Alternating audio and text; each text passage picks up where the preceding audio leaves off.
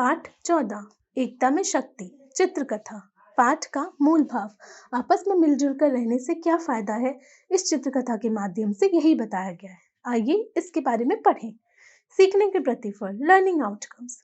चारों कौशलों का विकास होना, मौखिक, बहुविकल्पीय, लिखित भाषा ज्ञान एवं रचनात्मक कौशल आधारित प्रश्नों के उत्तर दे पाना, सही गलत की पहचान करना।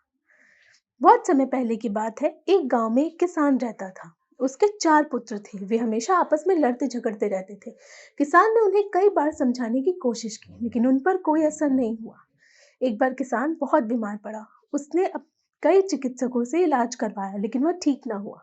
उसको लगा कि जब उसका अंतिम समय निकट आ गया है, उसने चारों पुत्रों को अपने पास बुलाया और कहा, पुत्रों, लगता है अब मेरी तबीयत ठीक नहीं होगी। अब तुम लोग मिलजुल कर कुछ काम करना शुरू करो। पुत्रों को समझाने के लिए उसने एक तरीका सोचा। उसने पुत्रों से कहा, जाओ तुम सभी लकड़ियों को एक गट्ठर में मेरे पास लेकर आओ। चारों पुत्र कहीं से ढूंढकर लकड़ियों का गट्ठर किसान के पास लेकर आए। उसने पुत्रों से कहा, अब तुम सभी एक एक करके लकड़ियों के गट्ठर तोड़ो। सभी ने बारी बारी से गट्ठर तोड़ने का प्रयास किया, किंतु कोई भी पुत्र गट्ठर तोड़ने में सफल नहीं हुआ। फिर किसान ने गट्ठर खोलकर सभी पुत्रों को एक एक लकड़ी दी और उसे तोड़ने को कहा। सभी ने बहुत आसानी से अपनी अपनी लकड़ी तोड़ दी। तब किसान ने कहा, देखो तुम लोग ने कितनी आसानी से अपनी अपनी लकड़ी तोड़ दी। इसी तरह यदि तुम लोग मिलजुल कर रहोगे तो तुम्हें कोई भी हानि नहीं पहुंचा पाएगा। अगर अलग अलग रहोगे तो इन लकड़ियों की भांति टूट जाओगे। किसान की बात पुत्रों के समझ में आ गई थी और वे आपस में मिलजुल कर खेती किसानी करने लगे। अब उन्हें समझ आ गया था कि एकता में ही शक्ति है।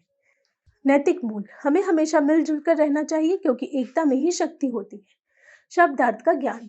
किसान, खेती करने वाला, पुत्र, बेटा, हमेशा, सदैव, असर, प्रभाव, कोशिश, प्रयास, चिकित्सकों, डॉक्टरों, अंतिम, आखिरी, तरीका, उपाय, एकता, मेलजोल, शक्ति, बल, तबीयत, शरीर की स्थिति, इलाज, उपचार, वाचन, श्रुतलेख, डिक्टेशन, पुत्र, बीमार, चिकित्सक, अंतिम, इलाज, एकता, गट्ठर, शक्ति, कोशिश, तबीयत।